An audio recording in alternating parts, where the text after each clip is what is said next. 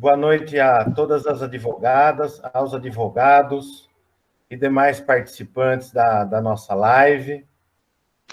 Agradeço mais uma vez o professor Romeu por nos assistir em mais uma das nossas palestras aqui da subseção. E hoje quero fazer um agradecimento especial ao professor de Processo Civil da ESANC, Márcio Leme, presidente da subseção de Sorocaba, que gentilmente aceitou o nosso convite. A nossa subseção está honrada de recebê-lo. Na verdade, esse convite já foi feito no início do ano, mas, infelizmente, seria o presencial, né? A palestra presencial. Mas, enfim, diante de toda essa situação, a gente fica muito contente. Quero agradecer a presença da doutora Miriam Ravanelli, conselheira estadual, doutor Marco Claus, presidente da subseção de Cabriúva, doutor Marco Píscaro, presidente da subseção de Boituva, doutor Rodrigo Tarossi, presidente da subseção de Itu, doutora Carol Simões, presidente da subseção de Mairim, doutora Adriana Cuzon, presidente da subseção de São Roque. Enfim, muito obrigado e passo a palavra para o doutor Márcio, que vai nos brindar aí com a palestra a respeito das medidas atípicas de execução. Muito obrigado. Maravilha, Juliano. Eu vou tomar a liberdade de ser bastante informal, estou conversando aqui com amigos, com amigas. Quero agradecer o convite, a satisfação de poder conversar com vocês sobre direito processual civil. É sempre uma alegria ser convidado para falar de processo civil, porque aí é um passatempo, é um hobby, e a gente aprende muito quando estamos conversando. Então, obrigado, Juliano, pelo convite. Nós que agradecemos. Eu quero mandar um forte abraço a todos os colegas e amigos que eu já vi aqui na live, que eu não vou nominar novamente, obrigado. Mas quero fazer um cumprimento muito especial a todas as advogadas e advogados inscritos na cidade de Salto, advogados inscritos nas cidades nas subseções da região. Afinal de contas, a promoção desses eventos no ambiente virtual é justamente para a gente poder realizar essa aproximação, ainda que pelo meio virtual, e trocar conhecimento, conversar sobre temas que são de interesse da advocacia. Então, é sempre uma satisfação e isso não está dispensado daquele convite para estar aí presencialmente, até para que você possa pagar o jantar depois, né, Juliano? Claro. Mas, Juliano, se me permita, então, a gente começar a conversar desse assunto. É um assunto que me interessa, é um assunto importante para o processo civil, e é um assunto que tem sido muito debatido, sobretudo a partir de 2015, com o advento do Código de Processo Civil atual, porque houve algumas transformações no sistema de execução, e isso acabou gerando aí as mais diversas repercussões, as mais diversas discussões acerca do tema relativo à execução. E isso muito nos importa, porque é um tema de muita repercussão prática. Falar de execução significa falar de realização do direito, efetivação do direito. Porque, afinal de contas, quando nós falamos de ganhei o processo, sentença de procedência, você observe que quando você liga para o seu cliente e diz foi procedente o nosso pedido, o réu foi condenado a indenizar o autor em R$100 mil, o autor, seu cliente, te retorna dizendo o seguinte: quando posso passar a retirar o meu dinheiro? Porque, ao final e ao cabo, o que importa para o jurisdicionado, o que importa para o autor da ação, é a efetividade. É a efetividade do direito postulado, é a entrega efetivamente do bem da vida. Por isso que tratar do processo de execução tem tanta relevância prática, porque nós acompanhamos ele acontecer muito mais sob a perspectiva concreta, muito mais na nossa rotina diária. E eu tenho certeza que todos nós aqui que estamos no exercício da advocacia passamos as grandes dificuldades quando chegamos na fase executiva. Então, nesta minha fala, aliás, esse assunto está em voga porque nós começamos a observar, divulgado aí nos nossos grupos do WhatsApp, nas redes sociais, aquelas decisões que soam até um pouco engraçado, né? Nós tivemos, não há muito tempo, uma decisão de um juiz de Salvador que determinou a suspensão do fornecimento de energia elétrica para um órgão público porque o administrador se recusava a cumprir a decisão judicial desse juiz. O juiz simplesmente determinou que se cortasse o fornecimento de energia. E se você olhar para o Código de Processo Civil, ler as disposições relativas ao processo de execução, nós não encontramos lá nenhuma previsão que autoriza o juiz cortar, suspender o fornecimento de energia elétrica. E daí, essa discussão ganha corpo e ela se espalha nos mais variados campos e está hoje extremamente polêmica hoje no processo civil, nos tribunais, na jurisprudência. Temos decisões para todo lado, portanto, é importante que a advocacia explore esse assunto. E para falar disso especificamente, nós precisamos fazer uma construção do nosso processo de execução, passar pelas bases do nosso processo de execução, pela principiologia, a evolução que teve no processo civil brasileiro no tocante ao processo de execução, para que depois, por fim, a gente fala das medidas de efetivação do direito, notadamente a possibilidade ou não de se aplicar, adotar medidas atípicas de execução, notadamente na execução de pagar quantia certa, que afinal de contas a nossa vida, em 90% das vezes, nós estamos litigando em ações que versam sobre pagar quantia em dinheiro. Então, essa é a minha perspectiva, creio que até pouco antes da meia-noite, a gente consiga encerrar o assunto e falar bastante sobre o processo de execução. Quero também dizer que fiquem à vontade para mandar os comentários, perguntas, as intervenções pelo chat, passe para o Juliano. A ideia é a gente dialogar, não é ter certezas, mas fazer ponderações para a reflexão. E nesse sentido, eu quero partir da Constituição Federal, porque nós temos a péssima mania de gostar de lei, né? Na verdade, o advogado, a advogada, nós somos acostumados a gostar de lei, ler código, e não lemos a Constituição Federal. E eu preciso lembrar, para que a gente possa começar a conversar, talvez para alguns seja óbvio, que o direito de acesso ao Poder Judiciário, a garantia de acesso ao Poder Judiciário, ela não pode se dar apenas sob a perspectiva formal. Garantir o acesso ao judiciário no sentido de autorizar que o cidadão faça a sua postulação, isso seria uma análise muito pobre, uma análise bastante superada lá da década dos anos de 1800, aliás, onde o processo civil era muito mais formal. Hoje nós vivemos o que nós estamos a falar de escola neoconstitucionalista de processo civil, que é sob a perspectiva de se aplicar o processo a partir das garantias para efetivar aqueles primados da Constituição Federal. E nessa perspectiva não há que se falar mais em devido processo legal, mas devido processo constitucional. Portanto, o processo civil, na sua perspectiva prática, deve se conformar com a realidade e com os primados da Constituição Federal.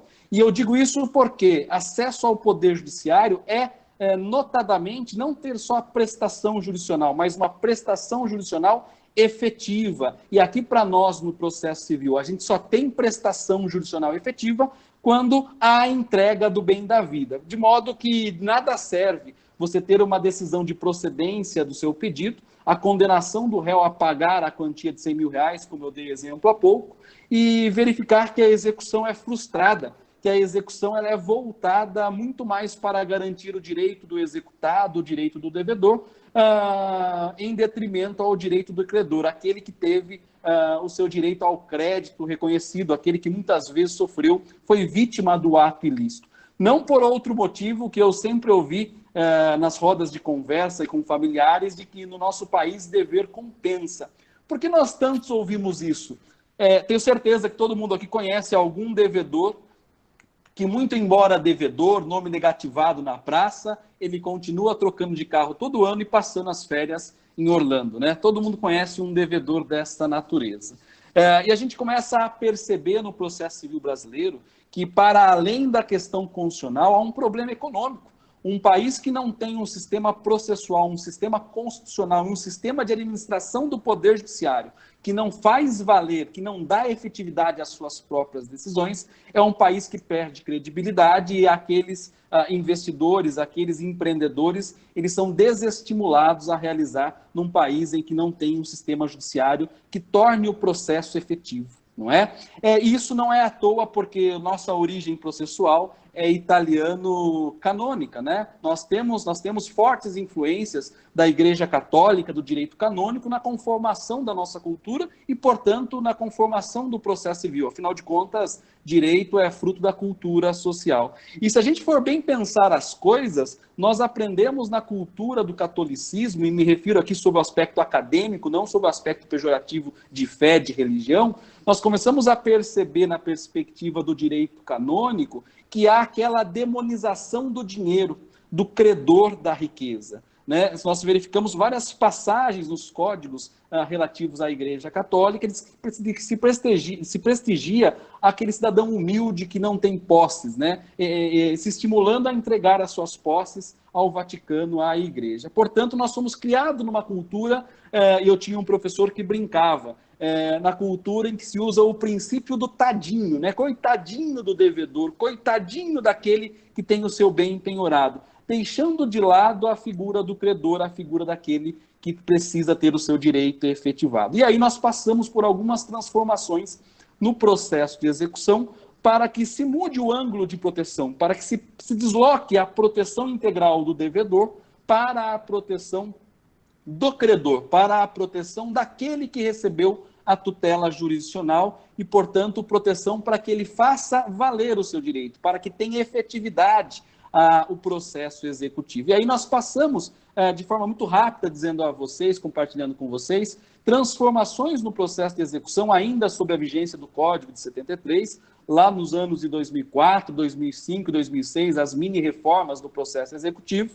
e aí chegamos em 2015 com uma nova roupagem do processo de execução e especificamente um tratamento que tem por objetivo dar efetividade, dar vazão a essa ideia de princípio de acesso à justiça e do devido processo legal efetivo, devido processo constitucional, devido processo conformado com o sistema constitucional.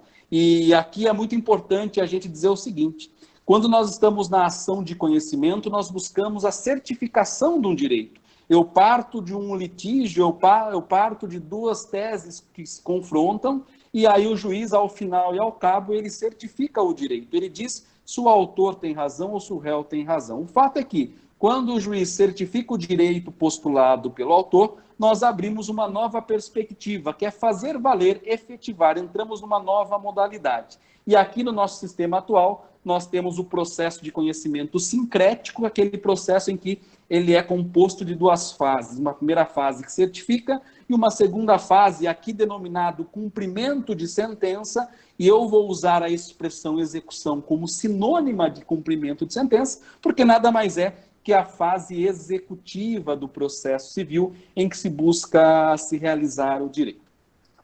Então, eu tenho a impressão que a gente precisa compreender bem esse cenário, compreender bem essa evolução para a gente entender do que nós estamos a falar daqui para frente, que são as medidas executivas, notadamente aquelas que são chamadas de atípicas. Pois bem, aqui eu também queria passar por uma definição, antes que a gente avance, dentro da execução.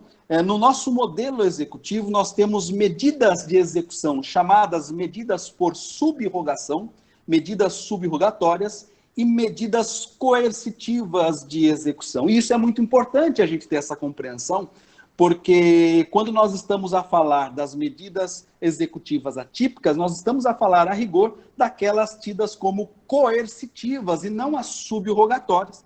Por isso que é importante a gente compreender bem como que o código trata, como que é procedimentalizada a execução de pagar quantia com relação às medidas aí subrogatórias e às medidas coercitivas. E é importante também a gente dizer que aqui eu estou a falar da execução de pagar quantia certa. Por que eu estou falando da execução de pagar quantia certa? Porque, basicamente, nós não temos muito problema nesse assunto no que toca às execuções de fazer, não fazer, entregar coisa ou pessoas, né? Nós não temos muito problema doutrinário, muito problema de ordem prática quando nós falamos dessas execuções, porque o Código expressamente autoriza que o juiz adote todas as medidas necessárias para fazer cumprir a sua decisão judicial.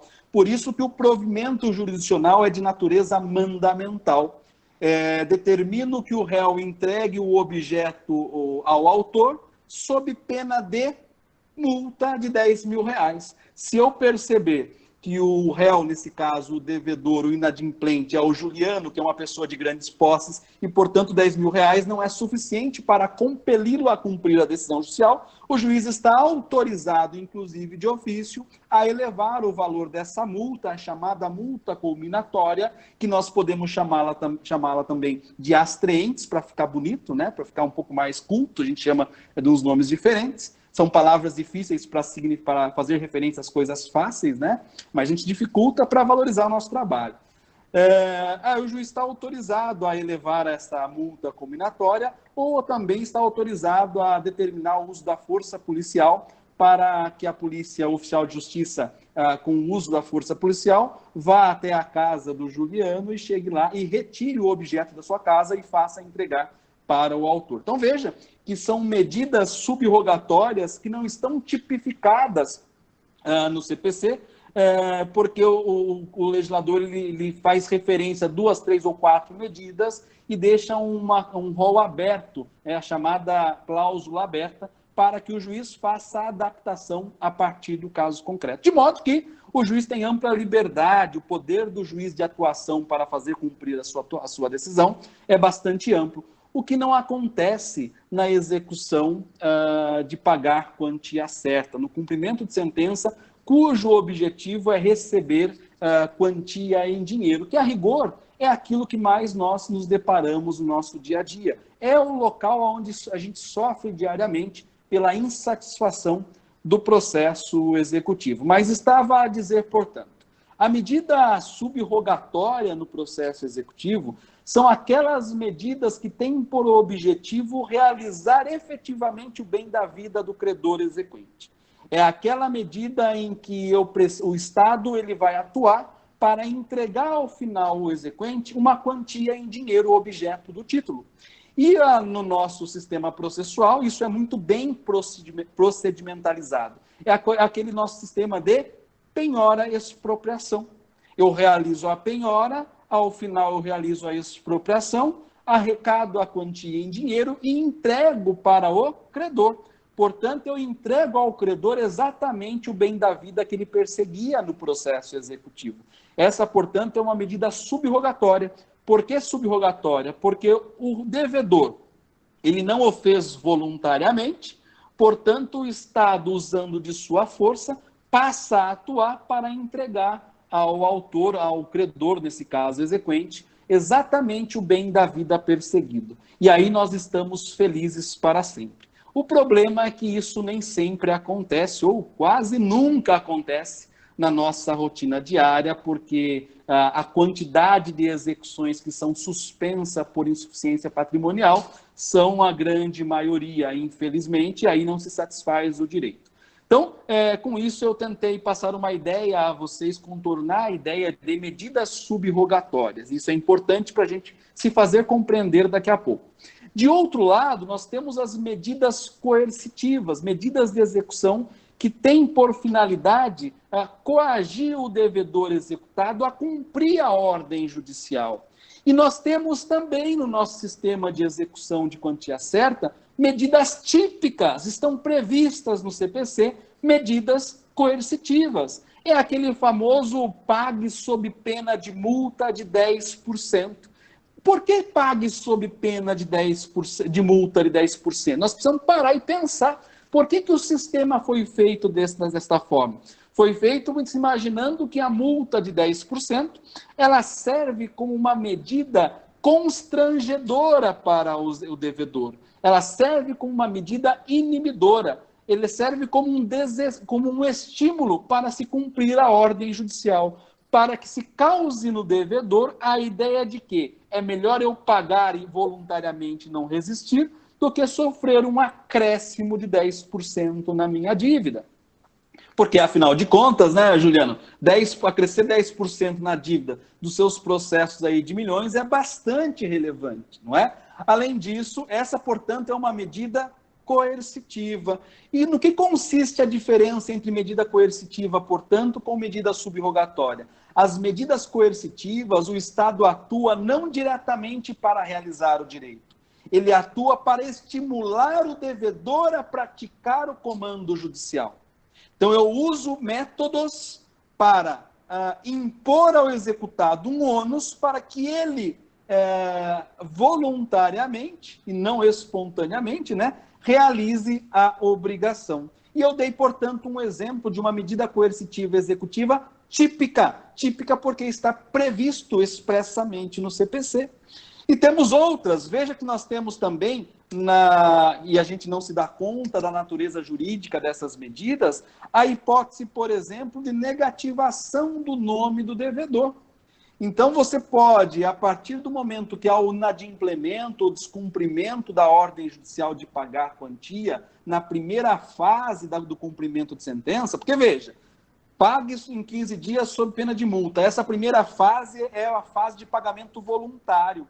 Quando expirado esse prazo ele é superado em albis, não há o cumprimento, aí se caracteriza o inadimplemento. E a partir disso, ele sofre a pena de multa de 10%, mas existem outras medidas coercitivas que estão disponíveis no sistema processual, que devem ser utilizadas pelo exequente, com a ideia de também estimulá-lo a pagar, como, por exemplo, o que eu acabei de dizer a vocês, que é a negativação do nome. O nome do sujeito pode ser inscrito no cadastro de inadimplentes do Serasa. E não é só isso, você pode levar o título também para protesto, não é? Então você pode protestar, está lá no 517, parágrafo 1º do CPC, assim como pode negativar no Serasa, artigo 782, parágrafo 3º. Qual que é a ideia legislativa? É que isso cause um enorme constrangimento no devedor, que o estimule a realizar o cumprimento da obrigação. E eu quero destacar aqui, só para a gente ter a percepção do que a gente vai falar no futuro, daqui a pouco, é de que quando eu falo de negativação, tanto por conta do Serasa quanto por conta do protesto, observem que o sistema processual, ele coloca à disposição do exequente uma medida coercitiva que acaba por atingir a dignidade da pessoa do devedor. Porque, afinal de contas, é a sua imagem que é ferida perante a sociedade. Quando o seu nome é quando o título, é protestado, ou quando tem o seu nome inscrito no rol de devedor, afinal de contas, isso impõe a ele um constrangimento público. Então, aquela garantia de preservação da imagem, aquilo que é relativo aos meus valores extrapatrimoniais, da minha dignidade, eles acabam sendo relativizados por conta da condição de devedor inadimplente. Então, eu quero traçar essa perspectiva para mostrar a vocês que o sistema processual na execução, ele traz medidas típicas sob a perspectiva da subrogação, como também medidas típicas para coerção. E veja que nas medidas coercitivas, veja só, o Juliano, confirma para a gente aqui, porque veja, o credor, o exequente, ele não quer ter o nome do devedor no Serasa, no inadimplemente, não é? Eu não quero que o meu devedor fique com o nome no Serasa, eu quero que ele me pague. Mas colocá-lo o nome dele no Serasa é uma medida de condução, medida de indução, né? É uma medida para que ele seja estimulado a cumprir esta obrigação. Ele ficar com o nome no Serasa ad eterno, ficar com o nome protestado, com o título protestado e, portanto, com as consequências do protesto, isso não resolve a vida do exequente. O que resolve a vida do exequente é receber a quantia em dinheiro. Então, você veja que nós temos as medidas típicas coercitivas, assim como as medidas subrogatórias. O que eu quero dizer com isso? Eu quero dizer com isso que o nosso CPC adotou como regra. Há alguns doutrinadores que entendem que isso é absoluto, que fica essa ressalva, mas o nosso CPC acabou por tratar exaustivamente das medidas possíveis para satisfazer o direito ao crédito.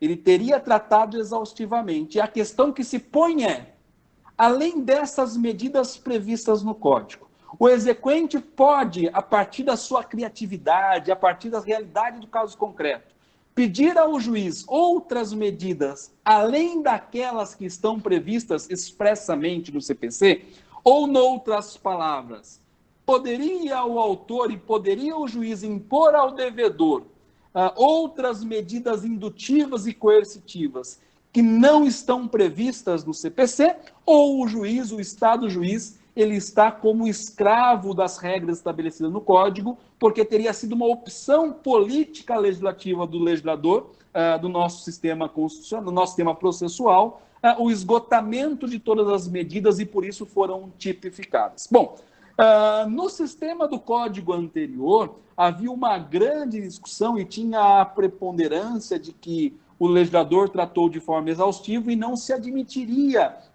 no processo de execução de dívida, pagar quantia certa, medidas atípicas, porque isso só seria próprio do sistema de execução de obrigação de fazer, não fazer e entregar coisa ou pessoa.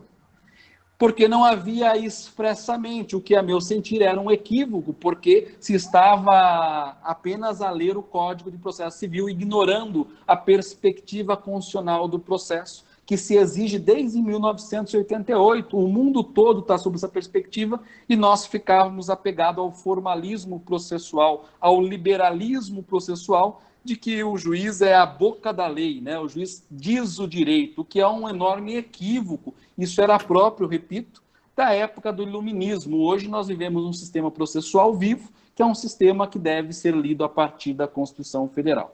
Bom, mas para a gente tratar desse assunto e aí trazer ao nosso enfoque a polêmica que surge a partir desse assunto, é que o Código de 2015, ele traz lá no artigo 139 do Código, os poderes do juiz, os poderes deveres do juiz. E lá no inciso 4 especificamente, e é importante que a gente visite o Código para que a gente tenha a compreensão de como foi feita a redação do artigo 139, inciso 4, eu estou achando ele aqui, procurando, porque eu faço questão que a gente leia junto para que a gente perceba o detalhe importante. Inciso 4.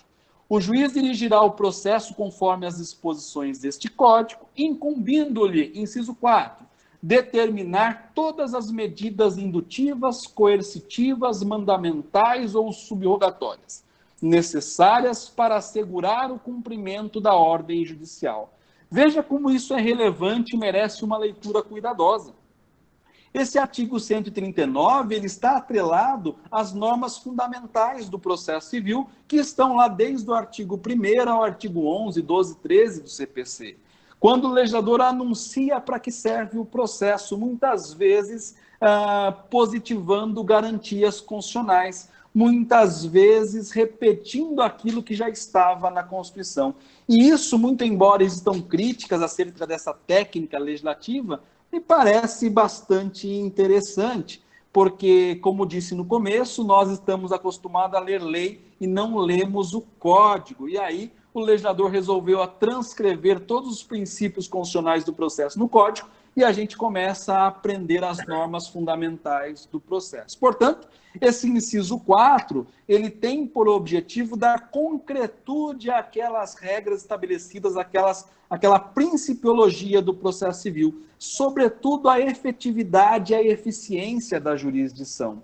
Veja, portanto, que ordem judicial deve ser cumprida. Não se quer no sistema brasileiro que comando judicial seja absolutamente descumprido e, portanto, não tenha crédito sob todas as perspectivas, além da jurídica, como disse no início, econômica. Por isso que o juiz ele está liberado, ele tem o dever de adotar todas as medidas para que se faça cumprir a decisão judicial. Bom, mas até onde eu li aqui no inciso 4, isso foi uma reprodução do código anterior. O problema é na parte final. Inciso 4, lá na parte final, tem uma vírgula, inclusive nas ações que tenham por objeto prestação pecuniária. Ora, meus caros, ou eu estou louco, ou o legislador autorizou que no processo de execução que tenha por objeto o recebimento de quantia certa, se está autorizado que o juiz utilize de todas as medidas indutivas, coercitivas, mandamentais ou subrogatórias para fazer cumprir a decisão judicial. Afinal de contas, aquela discussão que existia no passado deixa de existir, porque agora, se era por falta de previsão, não é? Agora temos a previsão, está expresso no CPC que as medidas coercitivas, indutivas e subrogatórias também devem ser aplicadas para o sistema de execução de pagar quantia certa. A questão que se põe, portanto, e aqui existem doutrina que não admite, apesar desse dispositivo, a aplicação dessas medidas coercitivas, indutivas e subrogatórias para além do previsto, para além daquilo que está procedimentalizado. Há, por exemplo, o professor Araquém de Assis, que continua a acentuar de que não é admissível a aplicação de medidas atípicas, leia-se, aquelas que não estão previstas. Entretanto, hoje o professor Araquém fica isolado nessa interpretação, porque grande parte da doutrina tem se debatido sobre o assunto, e o Poder Judiciário já tem dado amostras de que está acolhendo essa tese majoritária, de que, a partir de 2015, o CPC, o nosso sistema agora, acolheu a possibilidade da adoção de medidas executivas atípicas. E veja só, eu não sei se a Amanda Romeu está aqui assistindo, aqui, ó, Amanda Ercolim, eu estou vendo o nome dela aqui. A Amanda é advogada, colaboradora nossa, que compartilha o escritório conosco, trabalha conosco no escritório. Ela está aqui, ó. Veja só, a Amanda, a gente conversa muito sobre isso nas nossas execuções, e o que a gente vê em regra na atuação da advocacia? Que me permita essa crítica, até porque faço essa crítica a mim também, porque muitas vezes nos falta criatividade e nos falta efetividade na atuação. O que nós verificamos na prática? Transitado em julgado, diga à parte o que de direito. Aí a parte pede a instauração do incidente de cumprimento de sentença e pede a intimação do executado a pagar a dívida conforme demonstração de memória de cálculo anexa. Aí o juiz determina a intimação, passam os 15 dias, o que acontece? Claro que ele não paga a dívida. E aí o juiz despacha, diga o credor, diga o exequente. O que o exequente diz? Considerando o inadimplemento, deve sofrer acréscimo de 10% do valor do débito, mais 10% de honorário de advocacia de sucumbência, de modo que a dívida agora totaliza o valor X e requer, portanto, a penhora de ativos financeiros acionando o Bacen-Júdi.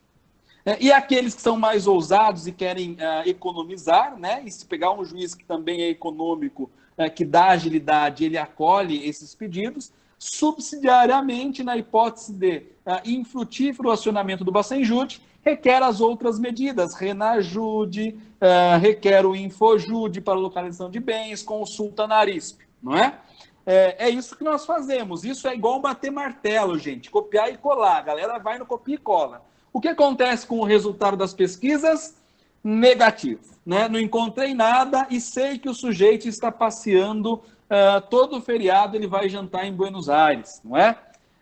Muito bem.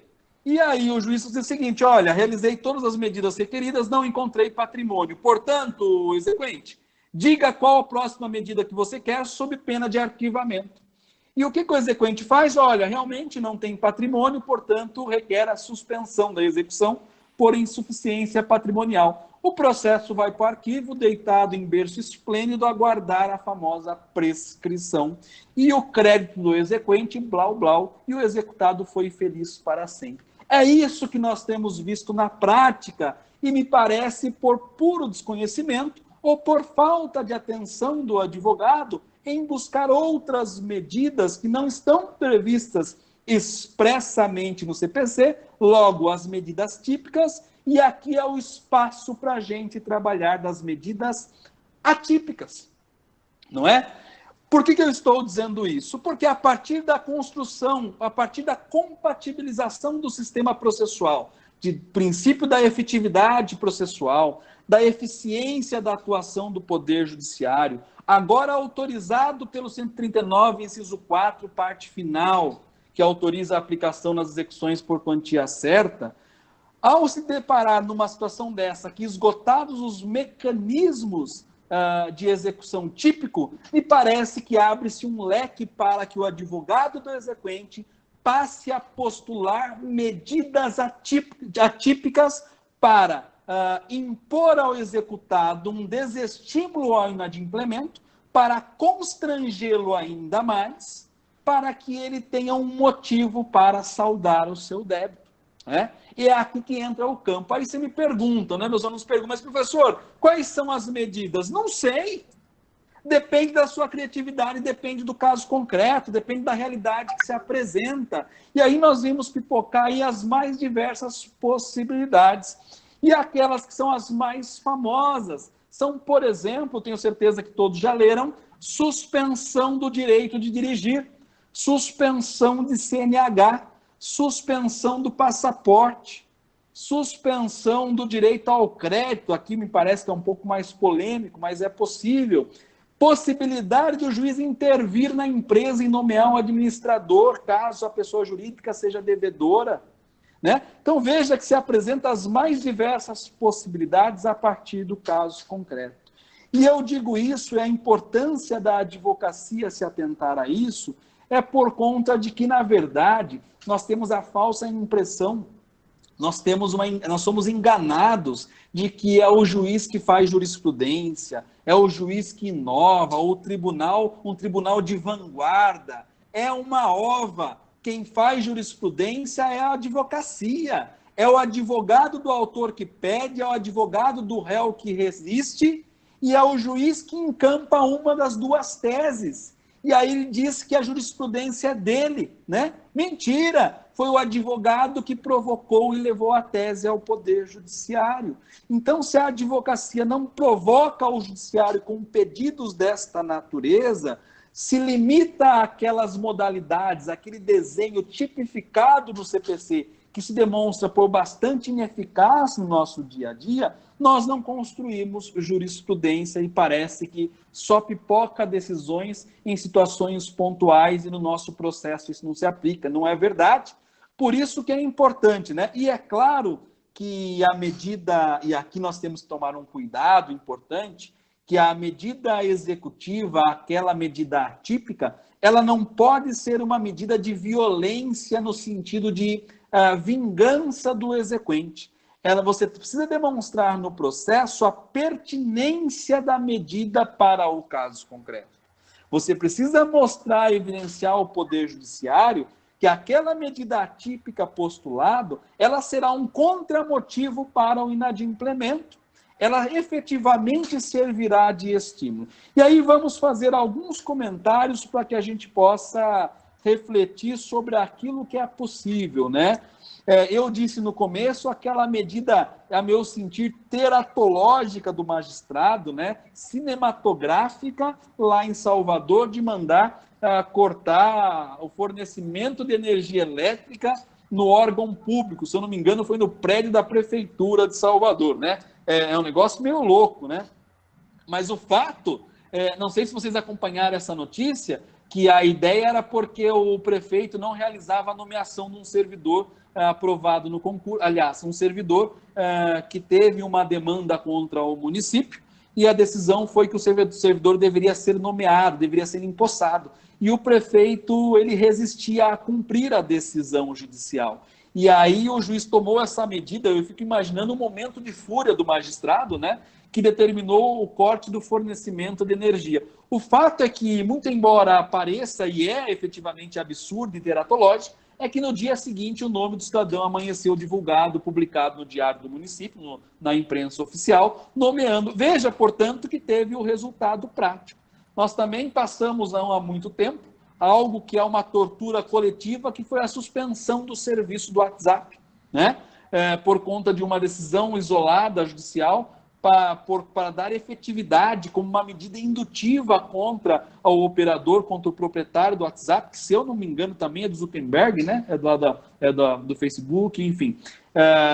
Foi imposta uma medida de suspensão do WhatsApp, para que ele cumprisse uma decisão judicial. O juiz quis dizer para o seguinte: com decisão judicial não se brinca, não se tergiversa, se cumpre, e, portanto, eu vou tomar uma medida extrema, porque você não está cumprindo a minha decisão. E mandou suspender o WhatsApp. Isso também virou uma polêmica, virou matéria de artigo científico, artigo jurídico. Me parece que é uma medida desproporcional, mas o fato é que medidas como essas estão sendo adotadas. E aí, outras que são aquelas mais comuns que eu acabei de dizer, por exemplo, o CNH, né? Determinar que a CNH do devedor seja suspensa, para que seja uma medida de constrangimento e ele seja estimulado a realizar o pagamento da dívida. E aí, para um outro lado, há a crítica de que esta medida seria desproporcional, porque feriria o direito de ir e vir do executado. Me desculpa para aqueles que pensam nesse sentido, mas me parece que suspender CNH, de modo algum, sob nenhuma perspectiva, retira do executado o direito de ir e vir. Talvez retire do executado o direito de ir e vir dirigindo o seu carro. Isso é verdade, né? Mas o direito de ir e vir, obviamente, está garantido. Ele pode ir de a pé, pode ir caminhando, pode ir de bicicleta, enfim. Ele pode ir das mais variadas formas. Pode ir de motorista, muitas vezes com o motorista de um ônibus, né? Mas ele tem o direito de ir e vir. Por isso que me parece que essa medida está conformada ao nosso sistema processual constitucional, tá certo? E aí é uma medida muito interessante, porque efetivamente isso causa um constrangimento no devedor e certamente é um belo estímulo a ele realizar o pagamento, né? Quando menos uma proposta de acordo, né, Juliano? Quando menos apresentar, pelo menos manifestar a ideia, ter alguma medida que manifeste aí a sua ideia de pagar o débito.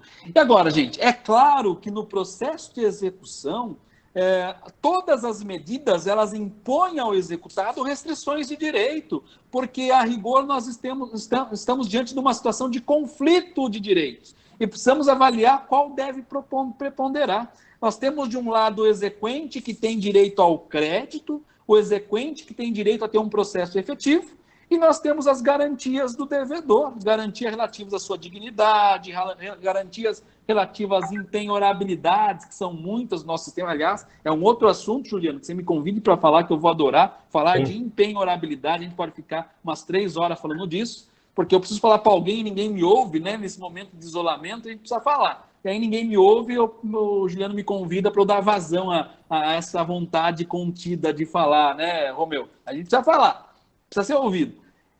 Então, veja, dizia eu, quando nós estamos na execução, é claro que o executado terá garantias limitadas, ele sofrerá as consequências do inadimplemento, ele sofrerá restrições patrimoniais, isso é íncito ao sistema processual, isso é natural do processo de execução, portanto, não há que se falar, a meu sentir, em restrição ao direito de ir e vir. E há mais que isso, né? Há aquele devedor, aliás, aqui é uma situação, acho que todo mundo concorda, né? Não há como exercer a advocacia, especialmente quem atua em fase executiva, sem ter rede social, né? Ainda que seja feito, porque lá é o momento de você encontrar o famoso devedor cafajeste, de que nós falávamos no início da nossa conversa, antes de começar formalmente, que é um texto trazido pelo professor Márcio Abelha, divulgado aí nas revistas jurídicas da internet, vale a pena ler. O título do artigo dele é justamente esse, o devedor cafajeste. É aquele que não paga, é aquele que já abriu diversos CNPJs e encerrou irregularmente a empresa, é aquele que mora no condomínio de luxo mais famoso da cidade, troca de carro todo ano, mas deve para todo mundo. Todo mundo conhece um devedor cafajeste ou se deparou com um devedor cafajeste. É aquele cara que tem a sua vaidade bastante aguçada, que não consegue deixar de viajar para a Europa sem postar sua foto nas redes sociais.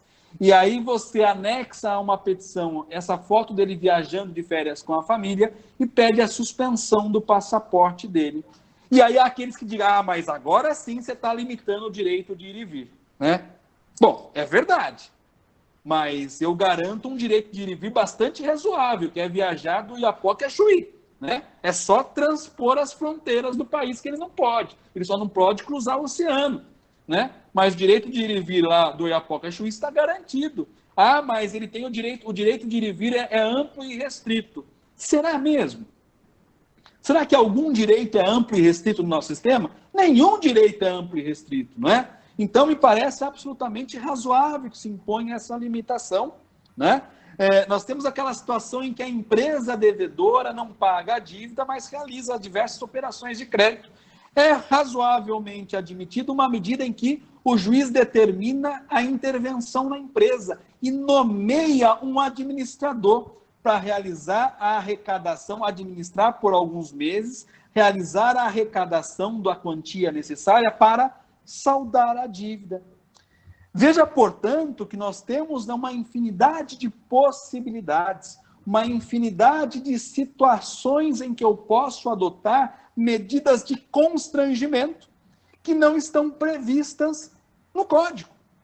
Porque, como eu disse, a meu sentir, a partir do artigo 139, inciso 4, na sua parte final, mesmo na execução de pagar quantia certa, a expressa autorização do legislador, para que, superada aquelas medidas típicas, o exequente se valha... Opa! Eu acho que o Juliano não aguenta mais eu falar, ele está lá, cortou o meu som aqui. Não. Vamos lá. Tô acabando, Juliano. Não tinha nada, não. E daqui a pouco chegou aí para jantar. Né? Mentira. Mas vamos lá. Então, veja que nós temos uma enormidade de situações que na vida real nos apresentam e que nós poderemos usar da nossa criatividade a partir dessa interpretação, dessa conformação interpretativa possível, autorizada pelo inciso 4, que é ir além daquelas medidas tipificadas no Código, as medidas subrogatórias e as medidas indutivas, né? E aqui eu acho que talvez há um exagero, há inclusive aqueles que admitam a imposição de multa pelo inadimplemento. E aí eu acho que a gente fica correndo atrás do rabo, né? Porque o devedor que não paga a quantia em dinheiro, aplicar multa para ele de nada resolve, porque ele também não vai pagar a quantia em dinheiro, não é? E há uma outra tese de que, por exemplo, ao você impor restrição de locomoção ao devedor, isso também estaria a aferir, seria uma execução física para além de patrimonial. E isso não seria admitido no sistema brasileiro, com a ressalva da prisão civil por alimentos. Mas, Romeu, veja só, na execução em que o juiz determina o despejo do inadimplente, né? Daquele locatário que não pagou o aluguel. Quando ele não cumpre a decisão, o que faz o juiz? Ele manda realizar o despejo à força, né? O oficial de justiça acompanhado do uso da força policial e retira o sujeito pelos braços da casa e joga para a rua. Ora, isso não é uma medida que recai sobre o aspecto físico do executado? E é admitido no nosso sistema. Então, veja que todas as garantias que são colocadas para o cidadão no sistema constitucional, elas devem ser relativizadas quando elas se deparam com outras garantias que preponderam. Então, Juliano, caminhando para o final do que eu gostaria de falar para vocês, no sentido de chamar a atenção desse assunto que é tão importante, e aqui me permita contar um último exemplo, só para ilustrar a criatividade, né? Para aqueles que gostam de futebol, se lembram que a Portuguesa de Esportes acabou sendo punida pela CBF e, passo seguinte, ingressou com uma ação judicial contra a CBF para que fosse autorizado que ela participasse de uma reunião de clubes que definia lá a regra do Campeonato Brasileiro. E o representante da Portuguesa, esse caso também ganhou repercussão, saiu na mídia, ao chegar lá foi impedido pelo presidente da CBF de ingressar na reunião porque ele decidiu e não cumpriu a ordem judicial. Aí o advogado postulou para que o juiz, considerando que a CBF não cumpriu a ordem judicial, para que determinasse a intervenção na CBF, substituindo a figura do presidente para este ato. E o juiz deferiu, né? O juiz deferiu. E aí, no dia seguinte, o presidente da CBF resolveu autorizar a participação da Portuguesa nesta reunião. Veja, portanto, uma medida que decorre da criatividade a partir da realidade do caso concreto. Então, eu quero dizer a todos os advogados e advogadas que estão acompanhando esse nosso encontro, para que se atentem, para que se percebam que nós temos ferramentas processuais para que a gente consiga dar um passo além daquelas medidas que estão tipificadas, aquelas que são tradicionais para o nosso dia, no nosso dia a dia, estão tipificadas no código. Nós conseguimos ir para além disso, para que talvez nós tenhamos um pouco mais de êxito na efetivação do direito. Afinal de contas, nós só temos um devido processo, um processo só é devido quando nós temos efetivamente a entrega do bem da vida, nós temos a realização do direito. Nós precisamos ter um sistema processual que garanta minimamente aos jurisdicionados, que têm direito a crédito, de realizar um processo efetivo. Só assim nós teremos o devido acesso à justiça de que trata o nosso sistema constitucional. Era isso, Romeu. Eu fico à disposição, se vocês quiserem trazer mais informações, vamos conversar. Márcio, na prática, quando eu tenho uma execução frustrada, eu já posso pleitear para o juiz uma medida atípica ou só em caso de ocultação de patrimônio ou fraude à execução? Não, me parece que não. Veja só, Juliano, no que toca à obrigação de pagar a quantia certa, a minha leitura, e existem professores, existem doutrina bastante balizada, que entende que desde logo, a partir... Veja, nós precisamos marcar aqui, delimitar o nosso tema. O que você chama de inadimplemento? O inadimplemento, tecnicamente, sob a perspectiva processual, é quando o executado é intimado para pagar no prazo de 15 dias e não paga. Superado o prazo de 15 dias, nós temos o inadimplemento. A interrogação aqui importante, e acho que foi nesse sentido que você perguntou, é que, faço o seguinte, eu já posso requerer medida atípica? Me parece, eu sou adepto à doutrina de que não, porque eu preciso passar antes pelas medidas típicas, de modo que as medidas atípicas são medidas subsidiárias. Muito embora existam colegas, existam professores nossos de processo civil que trazem uma doutrina bastante interessante de que seria uma alternativa ao exequente, de escolher as vias típicas ou, desde logo, adotar medidas atípicas. Eu, particularmente, me filio à corrente de que, na execução de pagar a quantia certa, considerando que o legislador ele tipificou as mais diversas medidas subrogatórias e coercitivas, eu preciso superá-las para depois ser infrutíferas, ser insuficientes para a satisfação do crédito, aí sim eu me valer das medidas atípicas conformadas à realidade do caso concreto. E aí, nessa perspectiva, me parece que nós não estamos a falar das fraudes do devedor, seja a fraude contra credor, seja a fraude à execução.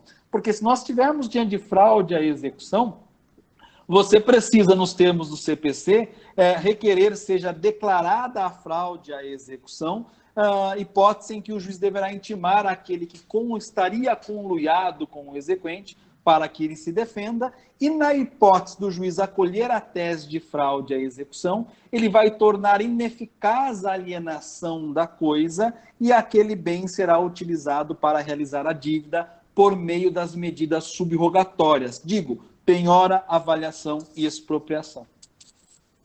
Não sei se respondi. Sim, tá ótimo, obrigado. Márcio, tem uma colocação. Oi, quem falou? Não, pode falar, Romeu. Tem uma colocação aqui da Fabiane, nossa diretora também, que ela fala que uma vez ela pediu a penhora e o juiz deferiu, ela pediu o cadastramento do devedor no Serasa e o juiz deferiu, mas constou do despacho, mas por conta e risco do exequente. Márcio, bola é sua. Tá certo, né? Acho que tá certo, muito embora desnecessária essa parte final, mas tá certo, porque a execução, ela corre por conta e risco, né, Fabiane, do exequente. A execução, o exequente tem responsabilidade, objetiva sobre os atos executivos praticados. Se o exequente, no exercício do processo executivo, verificar por algum motivo que cometeu excesso, ou que, na verdade, o executado está figurando como executado de forma inadequada, o exequente responderá pelos danos causados ao executado. Porque, repito, o processo executivo ele corre por conta e risco do exequente, né? Portanto, todas as medidas requeridas pelo exequente, que eventualmente forem revogadas no futuro e tiverem causado dano ao executado, elas serão objeto de indenização e por responsabilidade objetiva do exequente. Agora veja, né, Fabiane, isso não é para intimidar o exequente, porque, afinal de contas, o exequente só é exequente quando ele tem um título executivo, e neste caso que nós estamos a conversar, judicial, né? Qual é a chance do exequente, do executado, numa execução de título judicial ter razão, né? Vamos aqui, sob a perspectiva teórica, sob a perspectiva acadêmica, nós temos várias possibilidades que nós podemos conversar. Agora, sob a perspectiva prática, quantas vezes você conseguiu fazer com que o executado demonstre a desconstituição do título? Quantas vezes uma impugnação à execução, ao cumprimento de sentença, ela é acolhida? Me parece que são raras as vezes, porque o título executivo ele foi construído a partir de todo um procedimento cognitivo. Houve todo um caminho de cognição exauriente para se constituir o título, de modo que se tem naquele momento do trânsito em julgado a certeza da obrigação e da exigibilidade daquela obrigação, de modo que a chance de ter o executado sucesso numa ação de execução é bastante diminuta, a meu sentido. Então, mas por conta e risco do exequente, eu acho que, muito embora desnecessária, porque o juiz não precisava dizer aquilo que o sistema processual já diz, você deve dar de ombros e ainda assim insistir na negativação, salvo naquela hipótese que você tenha, você perceba a fragilidade da execução, que me parece que são hipóteses excepcionalíssimas. Isso me parece que tem mais relevância quando nós estamos diante de execução provisória, quando o título é provisório, não houve o trânsito em julgado, porque, afinal de contas, sabemos nós que podemos executar o título que sofreu, que ainda não transitou em julgado, mas a decisão que construiu a obrigação, ela for passível de recurso sem efeito suspensivo, né? Nessas hipóteses, muito embora não obtido o trânsito em julgado, você pode realizar a execução, mas como o título é provisório, a execução é chamada de provisória. Aí me parece que é um pouco maior a chance de reforma da decisão e a execução provisória perdeu o objeto ser extinta, de modo que você será condenado em honorários sucumbenciais e, eventualmente, poderá ser responsabilizado pelos danos causados ao executado. Agora, Romeu, você me deixou falar, agora eu vou complementar mais uma coisa, né? Veja, Fabiane, que não adianta, a gente não pode se intimidar, porque a gente também não se dá conta de quando você propõe uma ação, postula uma tutela de urgência, o juiz lhe defere. Se ao final essa tutela de urgência for revogada, modificada, o autor que pediu a tutela responde pelos danos causados ao réu em razão dessa tutela, né? Então, essa é a responsabilidade processual de todo mundo que está no processo. Perfeito.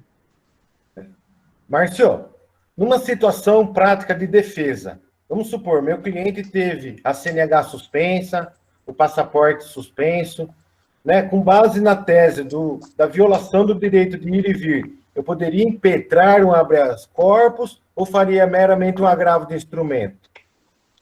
Me parece que essa decisão ela é passível tanto de recurso de agravo de instrumento, artigo 1015, parágrafo 1º ou 2º, se eu não me engano, do CPC, assim como ela é possível também de uma ação de habeas corpus. Na prática, a gente tem visto muito a impetração de habeas corpus por conta da celeridade, até por conta de ser uma medida judicial, uma ação constitucional, que inclusive se admite no plantão e tem prioridade no julgamento.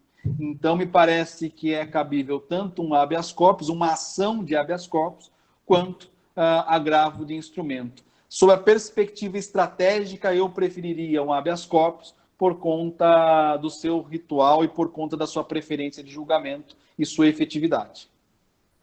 Obrigado. Alguém mais? Acho que estamos todos aqui, todos juntos aqui. Se alguém quiser usar. Você sabe, né, Romeu, que nesses nossos encontros virtuais, e eu dizia isso aos meus alunos, nós temos um grande risco, né? Dos alunos, eles acabam deixando online a câmera fechada e o pessoal vai jantar, assistir novela, assistir Netflix, né? E a gente acaba ficando aqui. Mas essa é a modernidade que permite que a gente se aproxime, muito embora à distância, que a gente consiga conversar sobre os mais variados assuntos. E me parece que esse é um assunto que, se a advocacia se der conta, tem muita utilidade prática e a gente vai construir a jurisprudência. Tem sim. Márcio, eu tenho uma pergunta aqui. O Guilherme Plaça, o meio que utilizei recentemente foi o pedido de penhora de crédito junto ao programa Nota Fiscal. Na verdade, não é uma pergunta, perdoe, é uma colocação, né? Eu pergunto ao José Roberto Nobre, a desconsideração inversa da personalidade jurídica em fase de execução é cabível? Sim, tranquilamente, né? Tranquilamente, você pode instaurar um incidente de desconstituição da personalidade jurídica, um DIPJ, e aí você pode ser aquela natural ordinária, né? Que nós estamos acostumados para sair da pessoa jurídica e ir na pessoa do sócio, como a inversa, que é saindo da pessoa do sócio para atingir a sua pessoa jurídica, muitas vezes constituída só para blindar o patrimônio do executado. Aliás, é muito comum eu receber aqui anúncios, né, pela internet, no sentido de que venha fazer a sua blindagem patrimonial, constitua uma pessoa jurídica e transfira o seu patrimônio e não pague mais ninguém, que você estará protegido. Pois é. É ocultação patrimonial, né? E bastante elementar, né? Sem um mínimo de criatividade. Márcio, já teve alguma experiência de nomeação de administrador, em caso de, enfim, de credor, de empresário que continua com suas atividades, não paga, você não consegue penhorar faturamento, porque o faturamento é sempre negativo, enfim, e já teve alguma experiência prática de nomear? Chegar a nomear... Em processo que nós estávamos constituídos, não, mas tem um colega que recentemente nós conversamos, eu acabei auxiliando numa ação dele, que nós tivemos êxito, ele teve êxito num pedido nesse sentido, e que aí o juiz deferiu a intervenção da administração da empresa para que o administrador realizasse análise da contabilidade da empresa, acompanhasse diariamente os recebíveis da empresa, justamente para que tivesse a exata dimensão para, posteriormente, deferir eventual penhora de crédito da empresa. Então, isso me parece que essa possibilidade, a minha percepção é que o judiciário tem muito mais tranquilidade para admitir que uma suspensão de CNH, que uma suspensão de passaporte. Mas hoje estão pipocando decisões judiciais com relação a essas medidas mais comuns, né, muito embora atípicas. Agora, no que toca à intervenção na administração da empresa, me parece que o judiciário ele tem uma visão muito mais, digamos assim, palatável para o judiciário, até porque ele vai se valer de um auxiliar do juiz, vai nomear um perito, né, um terceiro de sua confiança para acompanhar as atividades. E isso acontece muito com o clube de futebol, viu? O clube de futebol sempre é devedor, não sei se o Tarossi está aqui ainda, Tarossi lá do nosso querido Ituano, não é hipótese do Ituano, que hoje é um clube exemplo no país, mas os clubes de futebol são grandes devedores, e é muito comum o juiz determinar no dia do jogo que o oficial de justiça fique lá na venda dos ingressos para realizar os recebimentos. Ou então, por exemplo, determinar a plataforma online que realize a venda, que faça o bloqueio dos recebíveis. E você sabe um outro exemplo também, para a gente ser um pouquinho mais, sair daquilo que é o trivial, pedidos no sentido de que seja anunciado no condomínio ou no clube da cidade que determinado executado é devedor inadimplente e não pagou a sua dívida, né? Anunciar, colocar lá no quadro de avisos, para você saber que aquele seu parceiro de tênis, toda manhã de domingo, sempre chega com um calçado novo, né, lançado pelo Djokovic, ele é um devedor contumaz. E a discussão que se põe, eu poderia expor o executado nesta medida? Minha resposta é sim. Você já expõe muito mais quando você coloca o nome dele no Serasa e quando você protesta o título, né? Colocar o nome dele no quadro de aviso do clube é menos, né? Muito embora me pareça muito mais eficaz, né? Colocar o nome do devedor de pendurado no elevador, né? Causar um constrangimento. Isso aí constrange. Exato. O objetivo é constrangê-lo a pagar, não é? Mas isso fere a dignidade da pessoa. Ora, desculpa, a dignidade é ferida muito mais no Serasa e com o protesto, né? E muito mais a dignidade do credor que está sem receber, que tem um crédito não recebido. Muito bem. É a pressão psicológica, né, Márcio? Exatamente, exatamente. É você criar medidas indutivas, né? Você impor sacrifício ao devedor. A medida deve efetivamente configurar uma ameaça, demover o devedor da ideia de transgredir o comando judicial, né? Porque nós temos na nossa realidade muitos devedores que você encontra todo final de semana no shopping, que você encontra no condomínio, que você encontra nas redes sociais, né? Porque o sujeito não consegue viajar sem exibir, né? Porque o gostoso é você exibir, não é isso? Então, o cara não consegue. Aí você anexa ao processo todos esses indícios de exteriorização de riqueza e o sujeito não faz um esforço, não faz sacrifício para pagar a dívida. Então, me parece que a medida coercitiva executiva, ela tem sim que impor um sacrifício tamanho que o estimule a pagar. Eu preciso fazer com que o devedor saia do seu conforto. Essa medida precisa sim ter uma característica de ameaça, para que eu demova ele da ideia de poupar o seu dinheiro para viajar no final do ano e prefira realizar o pagamento da dívida. Perfeito. Aqui. Acho que é isso. Romeu, se me permite, a Aparecida fez uma ponderação.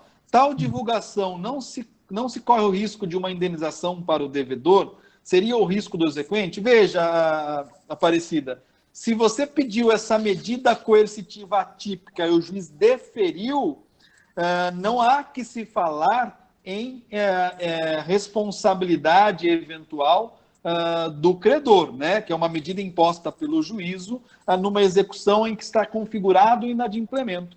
Quando a gente falava de risco do exequente, é naquelas hipóteses em que eu tenho uma execução e aquela execução é extinta por nulidade do título, por prescrição, enfim, por alguma das hipóteses de extinção da execução, matérias da impugnação ao cumprimento de sentença. É quando se fica evidenciado que o exequente não tem direito ao crédito.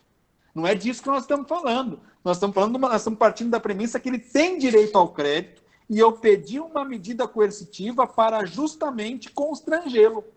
Essa medida, por conta dessa medida, o exequente pode ser responsabilizado civilmente? Não.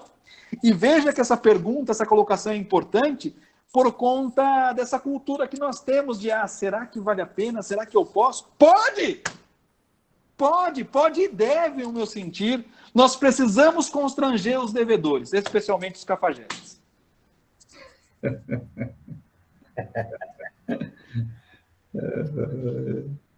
Vamos lá. Mais alguém? Gente, fiquem à vontade, estamos num grupo bacana aqui. Quem quiser fazer uso da palavra aí, fiquem à vontade, viu? Às vezes quer fazer alguma pergunta, alguma colocação. Eu quero agradecer aqui, eu vi que... Eu vi que tá a minha sócia, Camila Zucca, ele está aqui participando com a gente. Vi vários colegas aqui de Sorocaba, o Cazu, que é diretor da OAB aqui de Sorocaba, o Cazu, que certamente tem interesse nesse tema e deve ser especialista, porque eu vou contar um negócio para vocês. Ele é advogado de banco, né? Ele é o maior credor de Sorocaba. Ele fica toda hora, ele propõe ação contra mim aqui para me cobrar minhas dívidas do banco.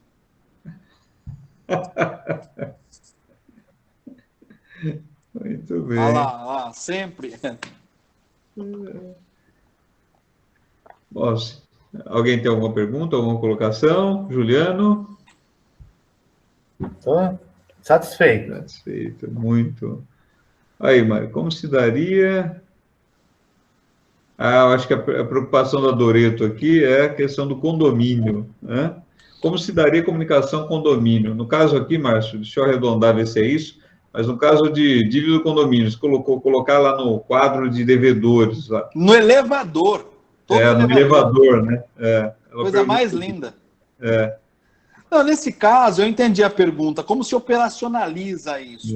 É feito o pedido nesse sentido para que o GT determine a expedição de ofício ao condomínio, à administração, para que noticie no condomínio, nas áreas de aviso, que o condômino tal, fulano e tal, é devedor no processo número tal e está inadimplente. Isso é muito comum. Muitas vezes se manda afixar justamente esta decisão. Essa decisão ela acaba sendo afixada. Uma outra pergunta interessante aqui também, que a colega Solange fez é: tratando-se de CNH, vai ser deferida para um devedor que é motorista? E eu acabei não falando disso, e a pergunta dela é muito relevante e pertinente, porque é claro que no caso concreto nós temos que fazer a ponderação de princípios, né? É claro que neste caso, se o devedor é um motorista, eu não estou apenas constrangendo, eu estou cerceando o direito dele ao trabalho, né? E aí me parece que a medida deve ser indeferida, porque aí ela se mostra desproporcional. E eu posso dar um outro exemplo, né? Determinar a suspensão do passaporte, né?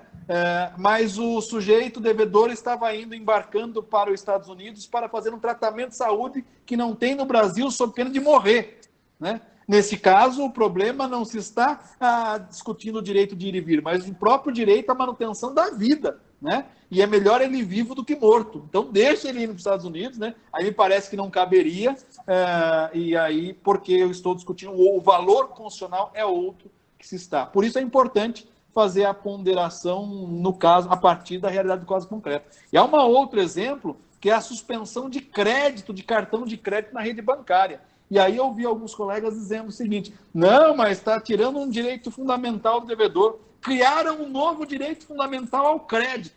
Eu não conheço esse direito fundamental, né? O sujeito não paga, mas ele quer ter direito fundamental ao crédito. Não dá. Tá certo. Perfeito, Márcio. Eu acho que a gente já pode se dirigir ao final. Aqui, já que não vai ter cafezinho no finalzinho, né? Aliás, olha que interessante, né? Esses encontros virtuais, além da gente conseguir congregar aqui gente de todos os cantos, a gente tem aqui de Cabriúva, Tietê, Franca, Sorocaba, enfim, aqui da capital de Salto, né? Do nosso bairro Itu aqui, né? O pessoal, né, Rodrigo? Indaiatuba, o Juliano, tem? Tem. Não tem que gastar com o café que a gente tem que fazer lá, que a OAB tem que fazer lá, e que às vezes o povo reclama de pagar os R$10 para fazer o cafezinho ainda, viu? Eu acho que o presidente da OAB tem que pagar mesmo. Ele paga sempre. Tira uma parcela do salário. Está acostumado já. Tá certo. Mas tá já. Eu só gostaria de agradecer, Márcio Romeu, a presença da nossa diretoria aqui, a doutora Fabiane, Thaisa, a Elane e a Andréa presente, e consignar a presença da doutora Roseli Soares, presidente de Tatuí, doutora Luciana de Pilar, e doutora Cláudia Teles, de Porto Feliz. Opa! O pessoal todo aí nos brindando com a presença virtual. Bacana, viu? Obrigado mesmo, todo mundo aí. Viu, Márcio? Nós aqui em Salto estamos à disposição. Vai ser sempre muito bem-vindo à nossa casa. Olha, foi um encontro sensacional. Eu achei extremamente esclarecedor, muito saudável, e eu tenho certeza que todo mundo aqui, olha, estou só vendo os elogios aí, né? Realmente aprendeu bastante dessas medidas que raramente a gente, na prática, observa um colega, né, um julgado aqui nos nossos processos do dia a dia. Foi uma ótimo tema, viu, Márcio? Tá joia. Juliano, se me permite, eu acho que você travou aí. Fica à vontade. Não, voltou. Voltou? Eu só quero agradecer o convite. Como disse a vocês no começo, é uma enorme satisfação falar de processo civil, a gente poder trocar informação, e acho que aquilo que mais vale na vida é a gente poder conversar e trocar informação, trocar conhecimento. É isso que nos faz pessoas melhores e é isso que nós vamos fazer para fortalecer a nossa atuação, a nossa advocacia. É a gente compartilhar as nossas experiências, nosso conhecimento. Nesse sentido, eu agradeço novamente a você, ao Romeu, e eu peço licença para mandar um forte abraço a toda a advocacia de Salto, essa advocacia importante e valorosa dessa cidade tão querida. Parabéns pelo trabalho que vocês exercem, que você, e aí direciono a você, presidente da subseção, mas eu sei que tem todo um corpo por trás disso, uma diretoria que trabalha, sei o quanto é difícil, tenho acompanhado as iniciativas e eu acho que é importante a gente movimentar, ainda que pelo meio virtual, trazer aí, compartilhar o nosso conhecimento, a nossa experiência, para que a gente nos torne a nossa advocacia de qualidade. Obrigado mais uma vez. Fico à disposição, espero que a gente tenha novas oportunidades para a gente conversar aí, tá bom?